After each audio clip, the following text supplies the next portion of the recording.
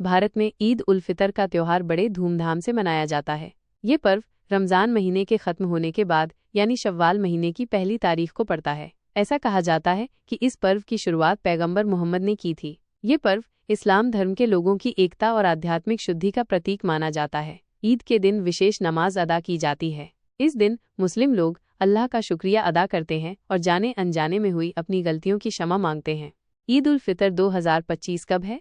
जानकारी अनुसार ईद का चांद सऊदी अरब में 29 मार्च को दिख गया है। ऐसे में सऊदी में ये त्योहार 30 मार्च को मनाया जाएगा, जबकि भारत में ईद 31 मार्च को होगी।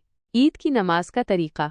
ईद उल फितर की नमाज 2 रकातों में अदा की जाती है। ये एक खास नमाज है जो जमात के साथ अदा की जाती है और इसमें कुछ अतिरिक्त तकबीरें होती हैं। अगर आप ईद की नमाज पढ़ने का सही तरीका जानना चाहते हैं तो इसे ध्यान से पढ़ें।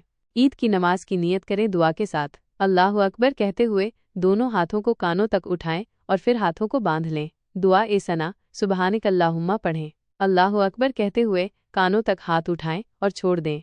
ऐसा 3 बार करें और चौथी बार अल्लाहु अकबर कहते हुए हाथों को बांध लें। इमाम सूरह फातिहा और कोई दूसरी सूरा पढ़ेंगे जिसे खामोशी से सुनें। रुकू में जाएं और फिर सजदा करें। सजदा करने के बाद अल्लाहु अकबर कहते हुए खड़े हो जाएं। अब आपकी पहली रकात ईद की नमाज पूरी हो गई है। इमाम फिर से सूरह फातिहा और कुरान की कोई सूरा पढ़ेंगे। सूरा को पढ़ने के बाद अल्लाहु अकबर कहते हुए हाथ को कानों तक उठाकर छोड़ देना है। ऐसा 3 बार करना है। इसके बाद इमाम अल्लाहु अकबर कहेंगे, आप भी अल्लाहु अकबर कहते हुए कानों तक हाथ उठाकर छोड़ दें। ऐसा 3 बार करना है। चौथी बार अल्लाहु अकबर कहकर रुकू में चले जाना है। फिर सजदा करें और बाकी की नमाज इमाम पूरी करेंगे।